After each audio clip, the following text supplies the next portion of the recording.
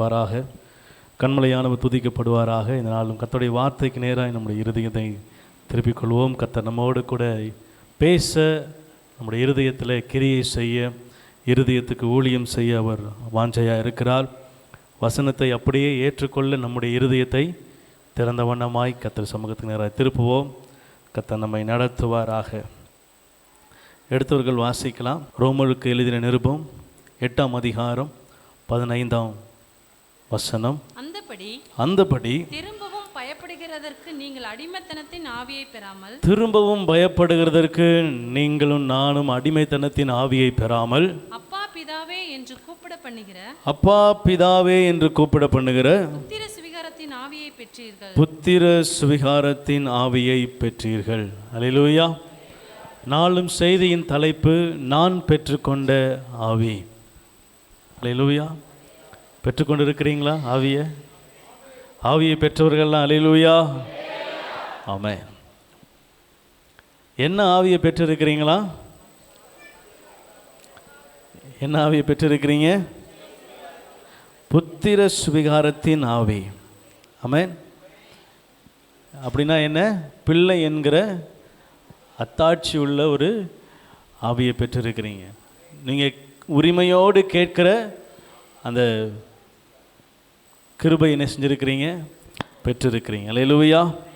உலகத்தில் யாருக்கும் கிடைக்காத ஒரு ஸ்லாக்கியம், பாக்கியம் கிறிஸ்தவர்களுக்கு என்ன செஞ்சுருக்கு? ஆமென் சொல்லுங்க. அல்லேலூயா. அப்பா அப்படின்னு கூப்பிடுகிற உரிமை இந்த உலகத்தில் நம்ம கண்ணுக்கு எதிராக பார்க்கிற தகப்பனை தான் என்ன செய்வோம். ஆனால் ஆண்டவர் சொல்கிறாரு, நான் தான் உன் பரம தகப்பன். ஆகவே இந்த நாளிலே நாம் ஆண்டவருடைய வார்த்தையை தியானிக்க போகிறோம். கர்த்தர் நம்மோடு கூட இடைப்படுவாராக. இந்த வசனம் இப்படியாய் சொல்லுகிறது, நான் அவரை அப்பா பிதாவை என்று கூப்பிடத்தக்க புத்திர சுவிகாரத்தின் ஆவியை பெற்றிருக்கிறேன். நான் பெற்றுக்கொண்ட ஆவி என்ன என்பதை நான் அறிந்து கொள்ள வேண்டும். ஆமென். எனக்கிட்ட என் கையில் என்ன இருக்குதுன்னே தெரியாமல் என்ன செய்கிறோம்? இன்றைக்கி நம்ம அநேக நேரங்களில் என்ன செய்யுது என்று தெரியாமல் திகைக்கிறோம். சில நேரங்களில் குழப்பத்துக்கு நேராக கடந்து செல்கிறோம். சில நேரங்களில் அவ்வளவுதான் என் வாழ்க்கை முடிஞ்சது அப்படின்னு என்ன செய்கிறோம்? நம்முடைய இருதயங்களிலே சிந்தைகளிலே நாம் நினைக்கிறோம். ஆனால் ஆண்டவர் சொல்கிறாரு, நான் ஒருத்தர் உன் கூட இருக்கிறேன், உனக்கு ஒரு பெரிய கிருபையை கொடுத்துருக்கிறேன். என்னன்னா, நீ உலகத்தில் யார்கிட்ட கேட்டாலும் கிடைக்காத, யாரும் உனக்கு கொடுக்க முடியாத ஒரு அதிசய நாமத்தை உனக்கு கொடுத்துருக்கிறேன். நீ என்னுடைய பிள்ளை என்று உன்னை என்ன செஞ்சுருக்கிறேன்? முத்தரித்திருக்கிறேன். நீ பரலோகத்தில் இருக்கிற என்னை பார்த்து அப்பான்னு கூப்பிட்டா நான் ஓடோடி வருவதற்கு ஆயத்தமாக இருக்கிறேன். நீ கேட்பதை தருவதற்கு நான் ஆயத்தமாக இருக்கிறேன். இப்படிப்பட்ட காரியங்களை வைத்து கொண்டு நம்ம என்ன செய்கிறோம்? அதை பயன்படுத்தாமல் இருக்கிறோம். அல்லேலூயா. ஆமென். அநேக நேரங்களில் இதுதான் பெரிய பிரச்சனையாக இருக்கிறது. சரி, இதனாலே ஆவி, நான் பெற்றுக்கொண்ட ஆவியானவர் எப்படிப்பட்டவர்? என்னுடைய ஆவியானவர் எனக்குள்ளே இருந்து செயலாற்றுகிறவர். எனக்கு என்னென்ன காரியங்களை போதிக்கிறார், எனக்கு என்னென்ன காரியங்களை செய்யும்படி அதிகாரம் கொடுத்திருக்கிறார், எனக்கு என்னென்ன கிருபை இந்த ஆவியின் மூலமாய், பரிசுத்த ஆவியானவர் மூலமாய் நான் கிடைக்க பெற்றிருக்கிறேன் என்பதை சில அதிகாரங்களில், சில வசனங்கள் மூலமாய் நாம் தியானிக்க போகிறோம். வாசிக்கலாம். யாத்திராகமத்தின் புஸ்தகம் 35ஆம் அதிகாரம் 33ஆம் வசனம். அவனுக்கு ஞானத்தையும் புத்தியையும் அருளி, அவன் சகலவித வேலைகளை செய்யும்படி தேவ ஆவியினாலே அவனை நிறைத்தார். அல்லேலூயா. ஆமென். இங்கே ஒரு ஆவியானவர் சொல்லப்பட்டிருக்கிறது, தேவ ஆவியானவர். அல்லேலூயா. பக்கத்தில் பார்த்து சொல்லுங்க, உங்களுக்குள்ள தேவ ஆவியானவர் இருக்கிறார். பக்கத்தில் பார்த்து சொல்லாதவங்க கூட தேவ ஆவியானவர் இல்லை. அல்லேலூயா. உங்களுக்குள்ள தேவ ஆவியானவர். நீங்கள் எப்போ ரட்சிக்கப்பட்டீங்களோ, எப்போ ஞானஸ்நானம் எடுத்தீங்களோ, எப்போ கர்த்தருடைய பிள்ளையாய் நான் வாழ்வேன் என்று ஒப்பு கொடுத்தீங்களோ, அப்போவே கர்த்தருடைய ஆவியானவர் உங்களுக்குள்ளே என்ன செஞ்சிட்டார்? தேவனுடைய ஆவியானவர் உங்களுக்குள்ளே வந்து விட்டார். அவர் உங்களுக்குள்ளே வாசமாக இருக்கிறார். ஆமென். இது பழைய ஏற்பாட்டு காலம் அல்ல, இது புதிய ஏற்பாட்டு காலம். நீங்கள் பழைய திராட்சரசம் அல்ல, நீங்கள் யார்? புதிய திராட்சரசம். ஆகவே இந்த புதிய ஏற்பாட்டு காலத்தில் வாழுகிற உங்களுக்கு எனக்கு ஒரு பெரிய ஸ்லாக்கியம் என்னன்னா, ஆவியானவர் உங்களோடு என்னோடு தங்கி இருக்கிறார். அல்லேலூயா. உங்களை நடத்தும்படியாய், என்னை நடத்தும்படியாய் உங்களோடு என்னோடு அவர் வாசம் பண்ணுகிறார். பழைய ஏற்பாட்டு காலத்தில் அப்படி அல்ல. ஆனால் நீங்கள் நானும் கிருபை பெற்றவர்கள். அல்லேலூயா. ஆமாம், மரியாதை பார்த்து தேவதூதன் சொன்ன மாதிரி தான், கிருபை பெற்றவளே பாக்கியவதி, ஏன் ஆவியானவர் உங்களுக்குள்ளே தங்கி இருக்கிறார். ஆமென். இந்த ஆவியானவர் என்ன செய்கிறார்னா, அறிவையும் புத்தியையும் ஞானத்தையும் என்ன செய்கிறாரா? அல்லேலூயா. அதுதானே பாஸ்டர் கொஞ்சம் கம்மியாக இருக்குது அப்படின்றீங்களா? சின்ன வயசில் எங்கள் அம்மா சொல்லுவாங்க, கொஞ்சமாவது உனக்கு அறிவு இருக்கா, ஞானம் இருக்கா, எங்கேயாவது ஞானமாக நடக்கிறியா அப்படின்னு என்ன செய்வாங்க. என்ன அப்போல்லாம் இந்த வசனம் தெரியலை. ஆவியானவர் சொல்கிறாரு, நான் உங்களுக்குள்ளே இருந்தேன் அப்படின்னா நீங்கள் ஞானமாக என்ன செய்வீங்க, நீங்கள் அறிவாக என்ன செய்வீங்க, நீங்கள் புத்தியாக என்ன செய்வீங்க. எதுக்குமே கிடையாதா? ஏதாவது ஒன்றுத்துக்காக ஆமேன்னு சொல்லுங்கள். இருக்கிறதுக்காக இருக்கிற மூணில் ஏதாவது ஒன்று இருக்குதுன்னு அந்த ஆமேன்னு சொல்லலாம்ல. நான் சொல்லிட்டேன், ஆவியானவர் உங்களுக்குள்ளே இருக்கிறார் அப்படின்னா ஞானம் உங்களுக்குள்ளே இருக்குது, புத்தி உங்களுக்குள்ளே இருக்குது, அறிவு உங்களுக்குள்ளே இருக்குது. அல்லேலூயா. ஆவியானவர் எங்கு உண்டோ அங்கு இந்த மூன்றும் உண்டு. ஆமென். விடுதலையும் உண்டு, ஞானம் இருக்கும், அறிவு இருக்கும், புத்தி இருக்கும். அல்லேலூயா. ஏன் இதை மூணுத்தை வித்தியாசப்படுத்தி சொல்கிறார் அப்படின்னா, மூன்றுக்கும் வித்தியாசம் உண்டு. நம் ஞானமாக என்ன செய்யணும்? ஆமாம், கர்த்தருடைய வசனத்தின்படி நம்ம என்ன செய்யணும்? ஞானமாக நடக்கணும். அல்லேலூயா, அல்லேலூயா, ஆமென். எல்லாவற்றையும் அனுபவிக்க எனக்கு அதிகாரம் உண்டு, ஆனால் எல்லாம் எனக்கு தகுதியாய், எனக்கு ஞானம் இருக்குமானா எது எனக்கு தகுதி என்பதை நான் அறிந்து கொள்வேன். எந்த இடம் எனக்கு தகுதி என்பதை நான் மைண்டில் வச்சிருப்பேன். எந்த இடம் எனக்கு தகுதியானது என்பதை நான் அறிந்து செயல்படுவேன். ஆமென். ஆவியானவர் சொல்றார், நான் உனக்கு ஞானத்தை கொடுத்துருக்கிறேன். பாஸ்டர் இதில் மாட்டிக்கிட்டேன், இதுல இருந்து எப்படி வெளியே வர்றதே தெரில. போகும்போது ஆண்டவர் ஞானத்தை கேட்டியா? இந்த வசனத்தை தியானிச்சிங்களா? இந்த வசனத்து மூலமா இல்லை ஆவியானவரே, ஆண்டவரே என்னை நடத்துங்க, இதை நான் ஆரம்பிக்க போகிறேன், இந்த காரியத்தை செய்ய போகிறேன், இதை நான் இப்படி செய்யலான்னு இருக்கிறேன், ஆண்டவரோட ஆலோசனை கேட்டீங்களா? ஞானமாக நடந்தீங்களா? அப்படின்னு விசாரித்து யோசித்து பார்த்தோம் என்று சொன்னால் சில காரியங்கள் என்ன செய்கிறோம்? நாம் ஞானம் இல்லாமல், கர்த்தருடைய ஆலோசனை இல்லாமல், கர்த்தரதை அனுமதிக்கிறாரா என்பதை நாம் அறியாமல் என்ன செய்கிறோம்? செய்கிறதுனாலே சில சிக்கலுக்குள்ளே, சில காரியங்களுக்குள்ளே, சில வேண்டாத காரியங்களுக்குள்ளே நாம் என்ன செய்கிறோம்? மாட்டிக்கொள்ளுகிறா இருக்கிறோம். ஆண்டவர் சொல்கிறாரு, நான் உனக்குள்ளே இருக்கிறேன் என்பதை நீ மறக்காமல் இருந்தா இது செய்கிறது சரியா என்பதை என்னிடத்தில் என்ன செஞ்சிருப்ப? விசாரிக்க வேண்டும். ஆவியான உங்களுக்குள்ளே இருக்கிறார்ல. அல்லேலூயா. போய் நம்ம ரொம்ப தூரம் போயெல்லாம் விசாரிக்கணும் அவசியம். இப்படி கீழே குனிஞ்சு பார்த்து, ஆண்டவரே இது செய்யலாமா, நீர் என்ன சொல்கிறீர்? வசனத்து மூலமாக பேசினாலும் சரி, தூங்கும்போது சொப்பனத்தில் பேசினாலும் சரி, இல்லை ஏதாவது ஒரு மூணாவது மனுஷன் மூலயமா கொண்டு வந்து என்ன செஞ்சால் தடுத்தாலும், எப்படியாவது ஒரு விதத்தில் உங்களுடைய திட்டத்தை என்ன செய்யுங்க? வெளிப்படுத்துங்க. ஆமென். சாலமோன் ஞானி ஒருத்தர் இருந்தார். நான் இல்லை, நான் அவரை விட ஞானி. சாலமோன் ஞானி ஒருத்தர் இருந்தார் பைபிளில். அவருடைய ஞானத்தை சோதிக்கிறதுக்கு என்ன செய்கிறாங்க? அநேக மனுஷங்க என்ன செய்கிறாங்க? வருகிறார்கள். நம்மளாம் வாசித்திருப்போம். பிள்ளைய ஒரு தாய் பிள்ளை என்ன செஞ்சிட்டாங்க?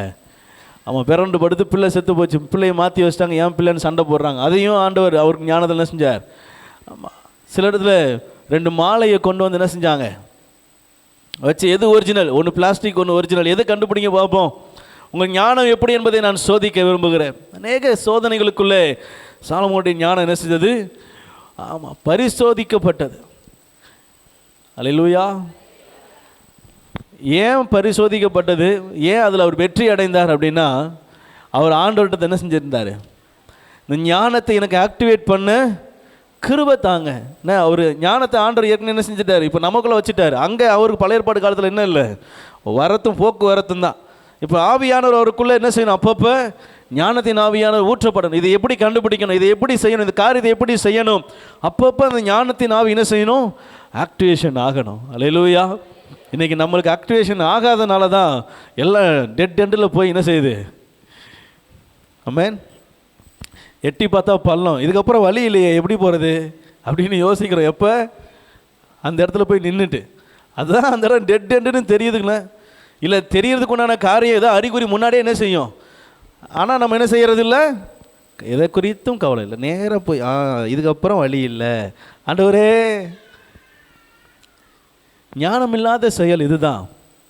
நம்ம சுயத்தில் என்ன செய்கிறோம், அநேக காரியங்களை செய்கிறோம், கடைசியில் ஆண்டவரிடத்தில் என்ன செய்கிறோம், கிருபையை கேட்குறோம், ஞானத்தை கேட்குறோம். நான் செய்யாமல் தெரியாமல் செய்துட்டேன்.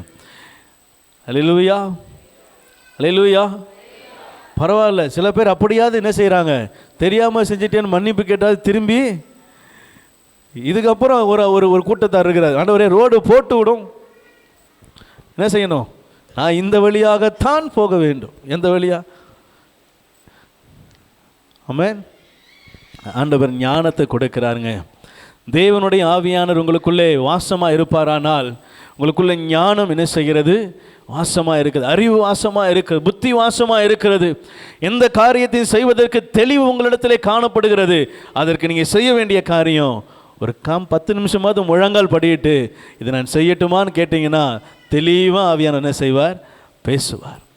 தெளிவாக ஆவியானவர் நடத்துவார். அவர் நடத்த அறிந்திருக்கிற நல்ல தகப்பன். அதனால தான் சொல்கிறார், நான் உனக்கு தகப்பன். ஆமென். முதல்ல வாஸ்த வசனம் எப்படி சொல்லுகிறது, அப்பா பிதாவே என்று கூப்பிடத்தக்க புத்திர சுவிகாரத்தின் ஆவி. அதை கொடுத்ததுக்கு காரணம் என்னன்னா, நான் உனக்கு நல்ல தகப்பன், நல்ல வழியை காட்ட. அல்லேலூயா. நான் தவறு செய்துவிட்டு கர்த்தரிடத்தில் என்ன செய்யக்கூடாது, ஏன் ஆண்டவரே இது எனக்கு செய்தீர் என்று கேட்பது சரியல்ல. யோபுவின் புஸ்தகத்தை எடுப்போமா? யோபுவின் புஸ்தகம் 27:5. நீங்கள் பேசுகிறது நீதி என்று நான் ஒத்துக்கொள்வது எனக்கு தூரமா இருப்பதாக என் ஆவி பிரியும் மட்டும் என் உத்தமத்தை என்னை விட்டு விலக்கேன். அல்லேலூயா. ஞானமுள்ள வார்த்தை. ஆமென். அவர் சொல்ற நிலைமை எந்த நிலைமை தெரியுமா? கொடுமையான ஒரு வியாதிக்குள்ள இருந்து சொல்றாரு, கொடுமையான ஒரு சுச்சுவேஷன்ல இருந்து சொல்றாரு, நீங்கள் சொல்வது, நீங்கள் பேசுவது நீதி என்று ஒத்துக்கொள்வது எனக்கு தூரமா இருப்பதாக. என்ன சொல்றாரு தெரியுமா? என் ஆவி பிரியும் மட்டும், என் ஜீவன் போகும் மட்டும் என் உத்தமத்தை என்னை விட்டு விலக்கேன். அல்லேலூயா. ஒரு பிரச்சனை வந்த உடனே, ஒரு ஒரு எதிர்மறையான காரியம் நம்மை சூழ்ந்து கொண்ட உடனே நம்ம இருதயம் என்ன யோசிக்கும் தெரியுமா? இதுலேருந்து எப்படி வெளியே வர்றது, இதுலேருந்து எப்படி வெளியே வர்றது, நான் என்ன செய்கிறது. ஆனால் யோபு சொல்கிறாரு, உத்தமத்தில் உண்மையாக நிலைத்து நின்றாலே போதும். ஆவியானவர், ஆண்டவர் எனக்கு குறித்திருக்கிறதை நிறைவேற்றுகிற தெய்வம், என் தகப்பன் என்னை அதிலிருந்து கொண்டு வர போதுமானவராக இருக்கிறார். அல்லேலூயா. என்னை கொன்று போட்டாலும் அவர் இது நம்பிக்கையாக இருந்தவர்களை தான் ஆண்டவர் என்ன செய்தார், விடுதலையாக்கினார். தீயை 7 மடங்கு எரிய விட்டாலும் அந்த இடத்துலையும் நான் ஆண்டவரை தவிர வேறு யாரையும் சேவிக்க மாட்டேன்னு சொன்ன அவர்களை தான் என்ன செய்தார், கர்த்தர் விடுதலையாக்கினார். ஆமென். ஞானம் விளங்க அவனுடைய சுச்சுவேஷன் மோசம்தான், முடிவு மரணத்துக்கு நேராக தான் போகுது, 7 மடங்கு அக்கினி சுவாலை தான், சிங்கக்கெபி தான், இருக்கிற வாழ்க்கை நரகமான வாழ்க்கை தான். ஆனாலும் வாயின் வார்த்தைகளை ஞானமாய் பேசினார்கள், கர்த்தரிடத்திலிருந்து கிருபையை பெற்றுக்கொண்டார்கள். அல்லேலூயா. இருக்கிற நிலைமையில, இருக்கிற சூழ்நிலையில, இருக்கிற வண்ணமாக என்ன செய்யக்கூடாது கிறிஸ்தவர்கள்? நீங்கள் ஆண்டவருடைய பிள்ளை அப்படின்னா, அப்பா பிதாவேன்னு கூப்பிடத்தக்க புத்திர சுவிகாரம் உங்களுக்கு இருக்கு அப்படின்னா, பார்க்கிறதை வைத்து என்ன செய்யக்கூடாது, பேச கூடவே கூடாது. பார்க்கறத வச்சு நீங்கள் பேசுனீங்கன்னா உங்கள் இருதயம் புலம்பும், உங்கள் இருதயம் அவிசுவாசமான வார்த்தைகளை வசனிக்கும், உங்கள் இருதயம் தேவையில்லாத வார்த்தைகளை அலப்பும். வார்த்தையினாலே பாவம் உண்டாகிறதா இருக்கிறது. அல்லேலூயா. ஆண்டவர் சொல்கிறாங்க, கொன்று போட்டாலும் அவர் மீது என்ன செய்வோம், நம்பிக்கையாக இருப்போம். அவர் என்னை கொல்லுவாரா, எங்கள் அப்பா என்னை கொல்லுவாரா, என் தகப்பன் என்னை கொல்லுவாரா? உங்கள் உலக தகப்பனே உங்களை கொல்றதுக்கா பெற்றாரு? அதுக்கா இல்லை.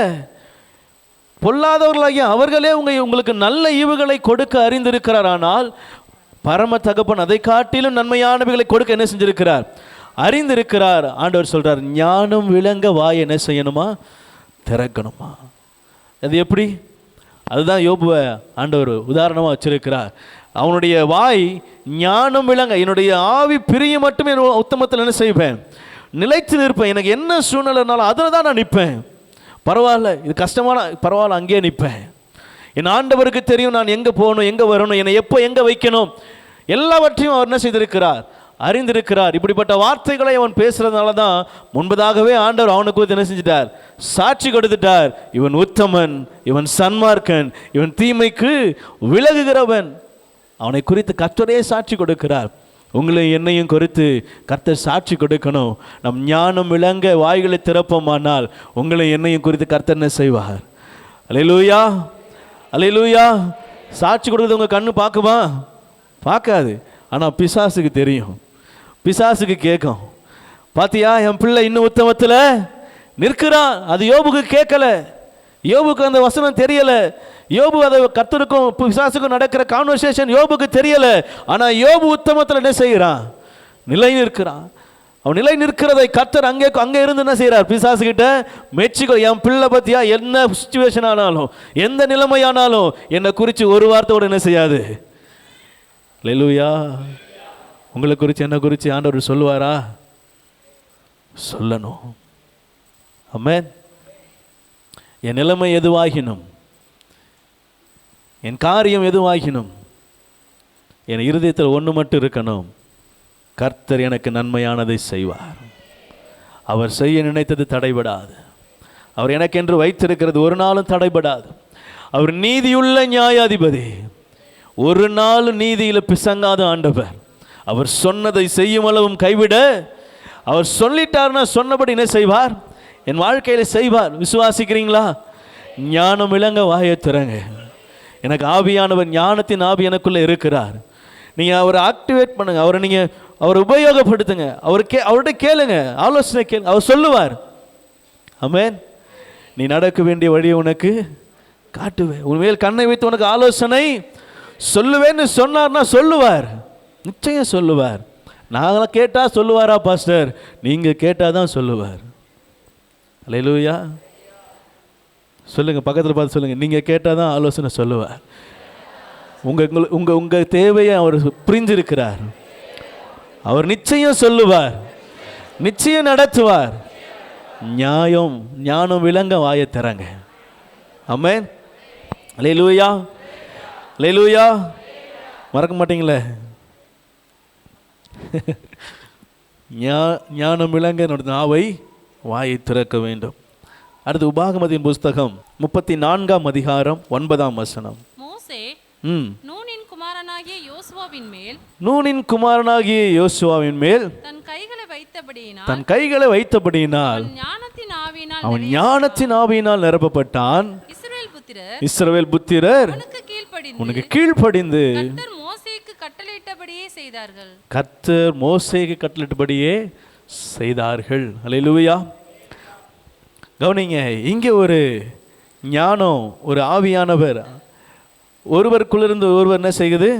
டிரான்ஸ்ஃபர் ஆகுது. இங்கே மோசே நூனின் குமாரனாகிய யோசுவாவை தன் கைகளை வைத்தபடினால் அவர் மேல் என்ன செஞ்சாரா? ஞானத்தின் ஆவி.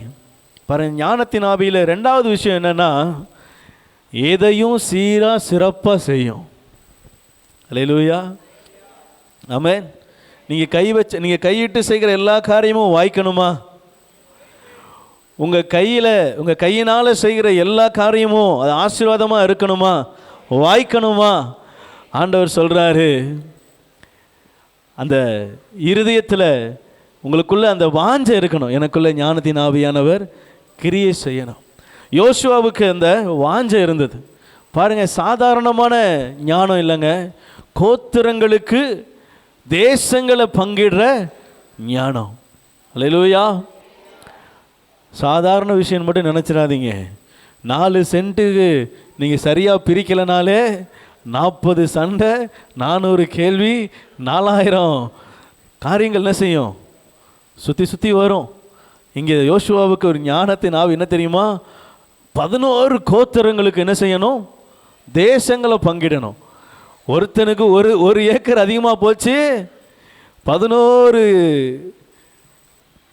கோத்திரமும் என்ன செஞ்சிடும்? சண்டைக்கு. அல்லேலூயா, அல்லேலூயா. புரிகிறவங்க அல்லேலூயா. கவனிங்க, யோசுவாவுக்கு பெரிய பொறுப்பு. என்ன பொறுப்பு? தேசத்தை பங்குறது. யோசுவாவுக்கு இருக்கிற பொறுப்பை விட அந்த மோசையுடைய காலத்தில் இருந்த பொறுப்பு கொஞ்சம் கம்மியாக தான் இருந்து செஞ்சது. ஜனங்களை நடத்தணும், அவ்வளோதான். கேட்குறத வாங்கி கொடுக்கணும், அவங்கள நடத்தணும். அதுக்கே மோசை என்ன செஞ்சிட்டாரு? இவர்கள் வணங்கா கழுத்துள்ளவர்கள்ட்டார் ஒரே அடியா. இவங்க என்ன செய்ய மாட்டாங்க, கீழ்ப்படிய மாட்டாங்க. கொஞ்ச நாள் ஆளக்காரனா வேறு ஏதாவது தெரியும் என்ன செஞ்சிடறாங்க, ஓடிடுறாங்க. இவங்களை என்ன செய்ய மாட்டேன்.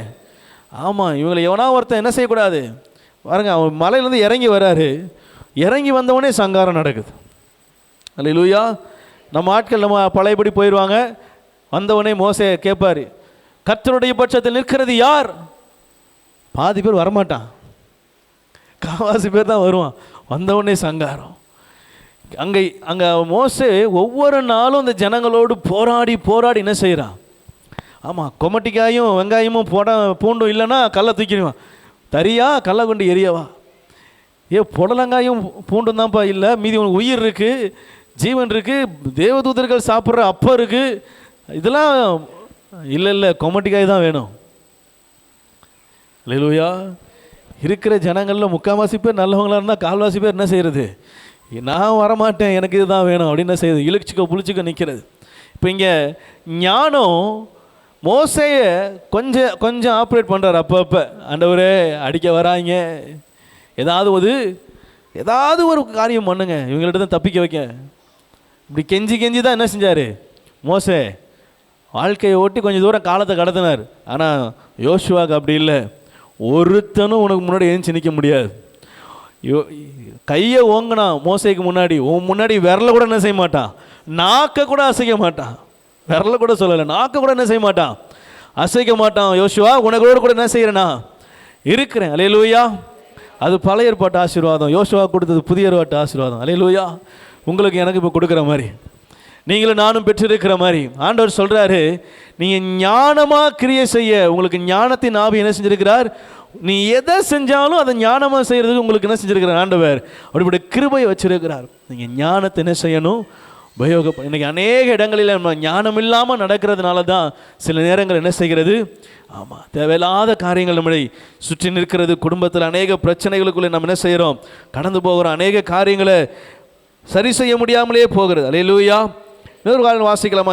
நியாயாதிபதிகளின் புஸ்தகம் 14ஆம் அதிகாரம் 6ஆம் வசனத்தில், அப்பொழுது கர்த்தருடைய ஆவி சிம்சோன் மேல பலமா இறங்கினதுனால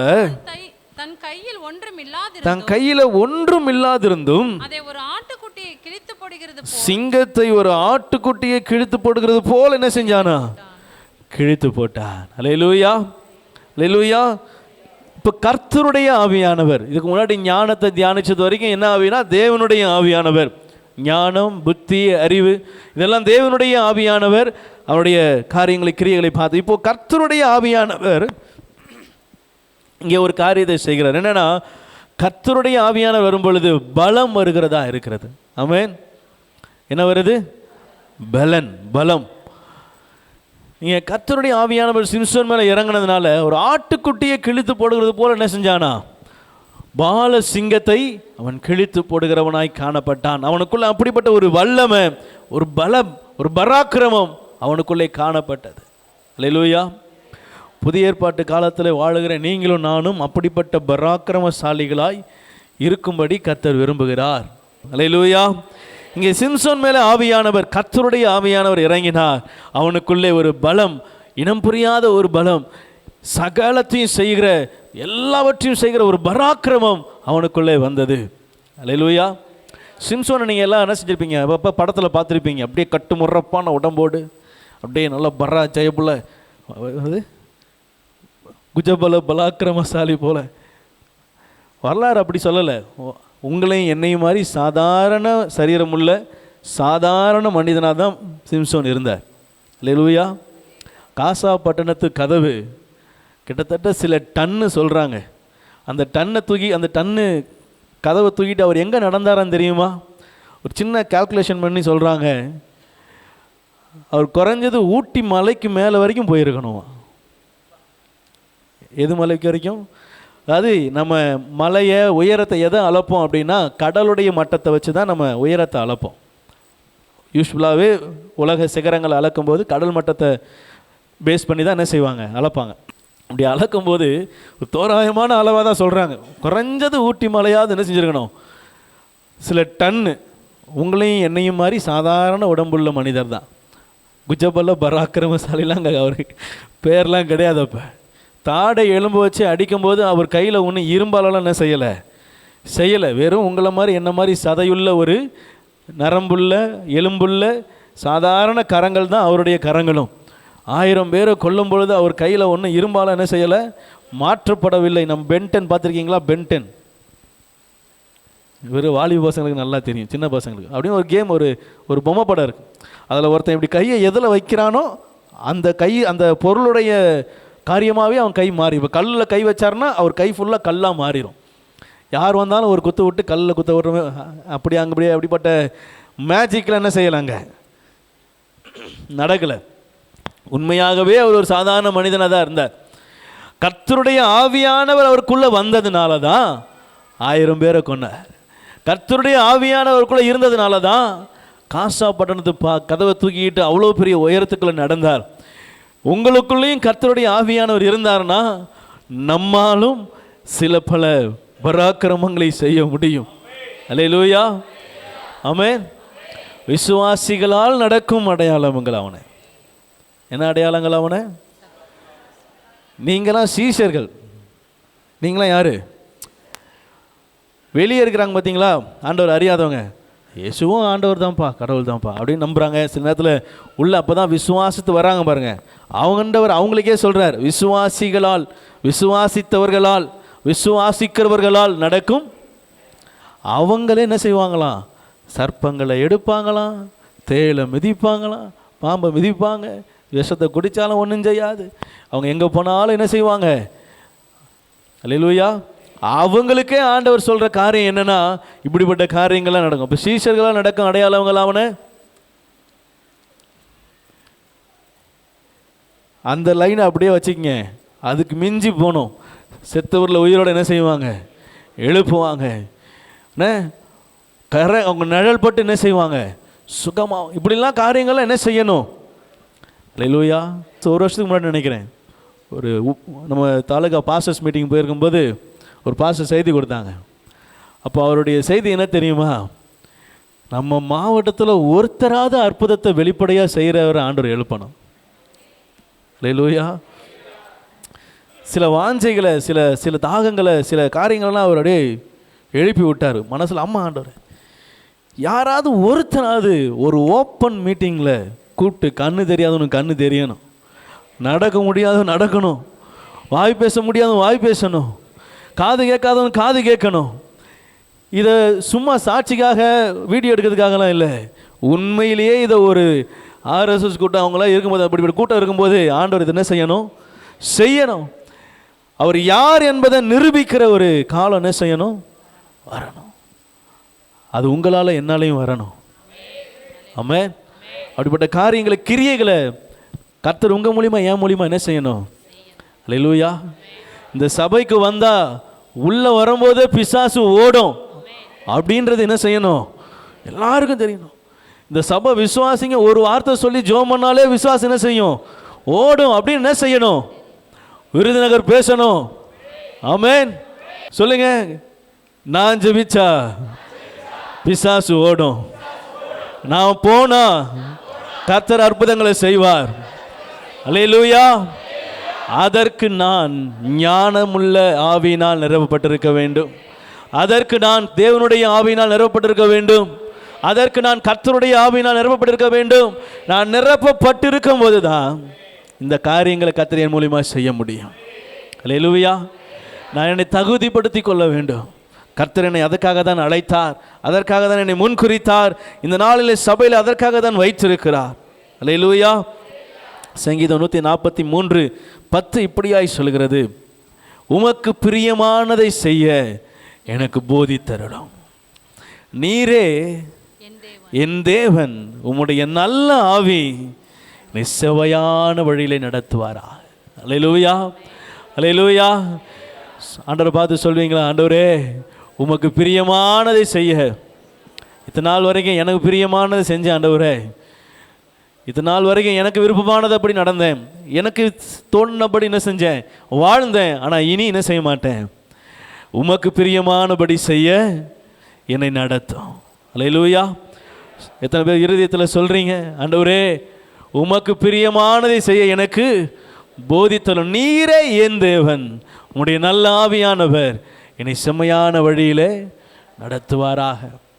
இது ஜெபம், தாவீது பண்ணின ஜெபம்.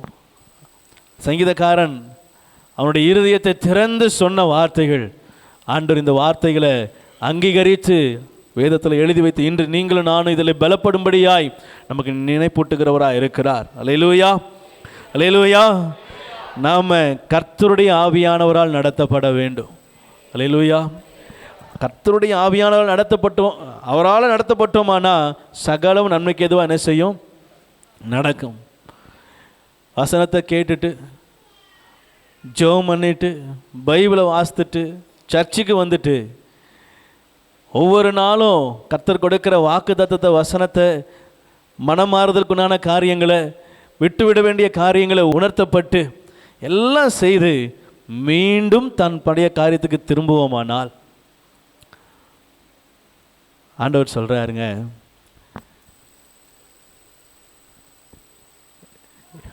அவர் என்ன சொல்லுவார் பாவம், உன்னை வச்சு என்னடா பண்ண, வேற மாதிரி சொல்றாரு. நாய் தன் கக்கினதை திரும்ப என்ன செய்யுமா, போகுமா. அது எவ்வளவு அருவருப்பு தெரியுமா, எவ்வளோ அருவருப்பான காரியம். ஆண்டவர் நம்ம இடத்துல மாற்றத்தை எதிர்பார்க்கிறார். நான் இருந்த வண்ணமாகவே இருக்கிறதுல ஆண்டவருக்கு விருப்பமே இல்லை. ஒவ்வொரு நாளும் என்ன செய்யணும், நான் மாறணும். ஒவ்வொரு நாளும் நான் மறுரூபமாகணும். ஆண்டவருடைய வசனம் என்ன ஞானமாய் என்ன செய்யுங்க ஆண்டவரே நடத்து. ஞானத்தின் ஆவியானவர் எனக்குள்ளே ஊற்றுங்க, பலத்தின் ஆவியானவர் எனக்குள்ளே என்ன செய்யுங்க, என்னை பலப்படுத்தி நடத்துங்க. ஆவியானவர் உங்களுக்குள்ளே இருக்கிறார். நீங்கள் அவரை நீங்கள் வேலை செய்ய விட்டாலே என்ன செய்யும், ஆட்டோமேட்டிக்காக என்ன செய்வார், அவர் நடத்துவார். நம்ம அவரை வேலை செய்ய விடுறது நம்ம கண்ணு பார்க்கறதில்ல, நம்ம சிந்தை யோசிக்கிறதில்ல, நம்முடைய அனுபவத்தில் நம்ம நிறைய காரியங்களை செய்து என்ன செய்கிறோம், சிக்கிக்கொள்கிறோம். ஆண்டவர் சமூகத்தில் அது ஒப்பு கொடுங்க, விட்டு கொடுங்க. ஆண்டவர் நடத்த விட்டு கொடுங்க. கர்த்தர் நன்மையான வழியில் என்ன செய்வார், நடத்துகிறவராக இருக்கிறார். அல்லேலூயா, அல்லேலூயா. ஒரே வசனத்தை வாசித்து முடிக்க போகிறோம். சகரியா 12ஆம் அதிகாரம் 10ஆம் வசனம். நான் தாவீது குடும்பத்தாரின் மேலும்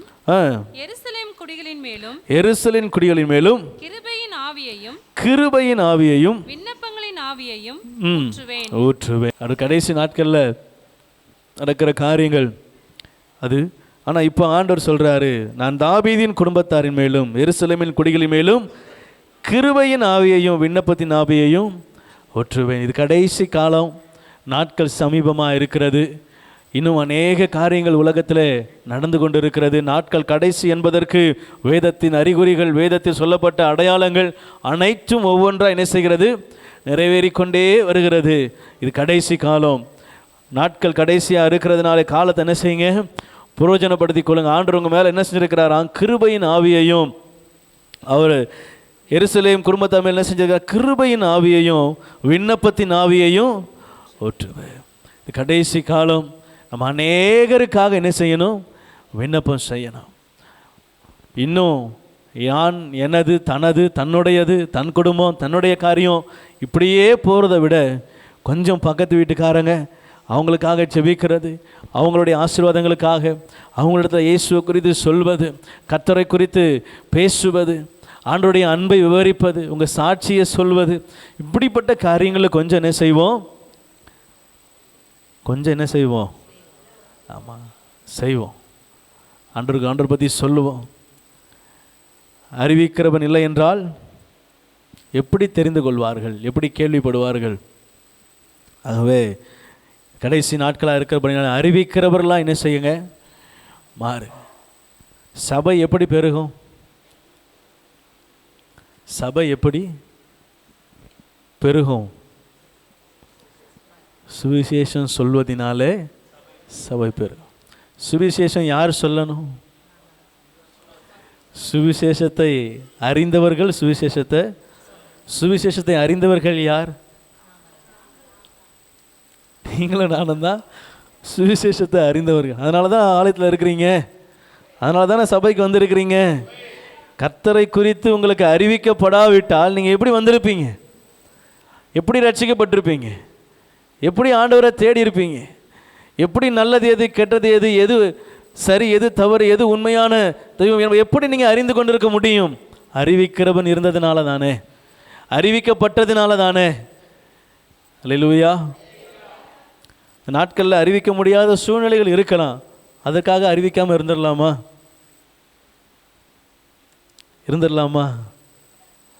நாளைக்கு ஆண்டவர் கணக்கு கேட்பாரு. ஜீவன் போகும்னு தெரிஞ்சுதானே மனுஷனா பிறந்தாரு. சிலுவையில் அடிக்கப்படணும்னு தெரிஞ்சுதானே மனுஷனா பிறந்தாரு. தன் ஜீவனையே உங்களுக்காக கொடுக்க தானே இந்த உலகத்துக்கே வந்தாரு. அல்லேலூயா. சில வாக்குத்தத்தை வேற சொன்னார், உன்னை தொடுகிறவன். அதனால் தொட்டா கூட என் கண்மணியை தொட்டதான் நினச்சிக்கப்பா, உன்னையை தொட்டாதான் நினச்சிக்காத.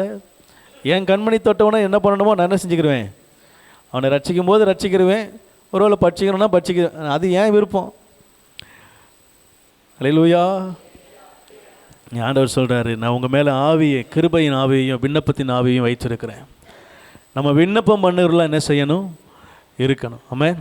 உங்கள் விண்ணப்பத்தின் ஆவி அநேகருக்கு விண்ணப்பம் பண்ணும் பொழுது உங்களுடைய சிறையிருப்பை கர்த்தர் என்ன செய்கிறார், மாற்றுறார். அது மட்டும் இல்லை, உங்களோடு கூட பரலோகத்துக்கு என்ன செய்கிறீங்க, ஒரு கூட்ட ஜனத்தை நீங்கள் ஆயத்தப்படுத்துகிறீங்க. மற்றவர்களுக்காக ஜெபிக்கும் பொழுது கர்த்தர் அநேக ஆசீர்வாதங்கள் நம்முடைய வாழ்க்கையில் என்ன செய்கிறார், விளங்க பண்ணுகிறார். அல்லேலூயா, அல்லேலூயா.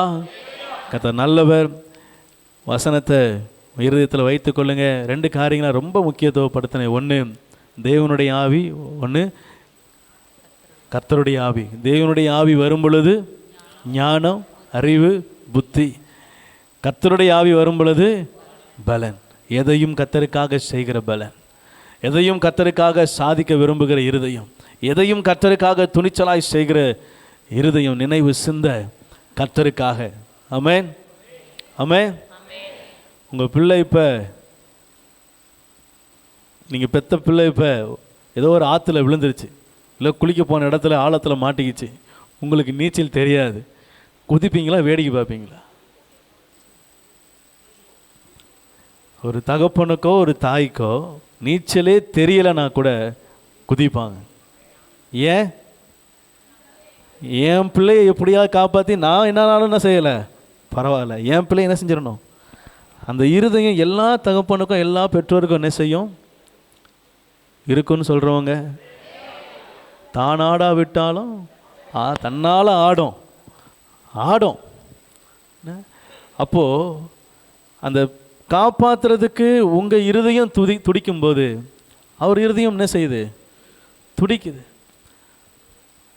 உங்களுக்கு ஒன்றுமே தெரிலனாலும் என்ன செய்கிறீங்க, எதையாவது செய்கிறதுக்கு என்ன செய்கிறீங்க, அவருக்கு எல்லாமே தெரியுமே. அல்லேலூயா, அல்லேலூயா. அவர் என்ன செய்கிறார், அவரும் உங்களுக்காக நீங்கள் விண்ணப்பம் பண்ணுறீங்கன்னு வச்சிங்களேன். இப்போ ஒரு வேளை ஒருத்தருக்காக ஜெபம் பண்ணுறீங்க, இல்லை ஏதோ ஒரு காரியத்துக்காக ஜெபம் பண்ணுறீங்க, நீங்கள் அந்த ஆவியானவருடைய ஞானத்தினாலும் அறிவினாலும் புத்தியினாலும் நிறைஞ்சி ஜெபம் பண்ணுறீங்க அப்படின்னா அதுக்குண்டான வல்லமையை கர்த்தர் நிச்சயம் விளங்க பண்ணுறார். ஒருவேளை ஒரு ஒரு ஒரு கர்த்தருடைய ஆவியானவர் தான் அங்கே வரணும், அங்கே ஒரு பராக்கிரமத்தின் ஆவியானவர் வேணும் அப்படின்னா அங்கே என்ன செய்கிறார், ஆட்டுக்குட்டியை கிழிக்கிறது போல சிங்கத்தை கிழிக்கிறதுக்கு உண்டான வல்லமையை சிம்சோனுக்கு கொடுத்தவர் இன்று உங்களுக்கு எனக்கும் தர. அதுக்காக போய் நம்ம யாரையும் கிழிக்க போகிறதெல்லாம் இல்லை சொல்கிறேன். அப்படிப்பட்ட ஒரு பலனை என்ன செய்கிறார், தருகிறார். அல்லேலூயா. நம்மளுக்கு கர்த்தருடைய அவருடைய திட்டம் நிறைவேறணும், அதுக்கு நம்மளை கொண்டு ஆண்டவர் என்ன செய்கிறார், பயன்படுத்துகிறார். ஒருவேளை பராக்கிரமத்தினாலும் பயன்படுத்துவார், கிருபையினாலும் பயன்படுத்துவார், விண்ணப்பத்தை செய்கிறதுனாலும் என்ன செய்வார், நம்மளை ஆண்டவர் எதை செய்ய விரும்புகிறாரோ அதுக்கு நம்ம விட்டு கொடுப்போமானால் அப்படியாய் கர்த்தர் நம்ம என்ன செய்கிறார், பயன்படுத்துகிறவராக இருக்கிறார். விட்டு கொடுத்தா, ஒப்பு கொடுத்தா கர்த்தருடைய சித்தம் நம்ம வாழ்க்கையில் நிறைவேறும். அப்படி விட்டு கொடுக்கும் பொழுது தான் நம்ம நம்ம நம்ம உருவாக்கப்பட்டதுடைய ஃபுல்ஃபில்லே நமக்கு என்ன செய்யுது. அல்லேலூயா. என் விருப்பத்தை செய்கிறதுனால கர்த்தருடைய சித்தம் என்ன செய்கிறதில்ல, நிறைவேறுகிறது இல்லை. கர்த்தருடைய சித்தத்துக்கு என்ன விட்டு கொடுக்கறதுனால கர்த்தருடைய சித்தம் என்னை குறித்து என்ன செய்கிறது? நிறைவேறுகிறதா இருக்கிறது. நம்ம ஒப்பு கொடுப்போம்.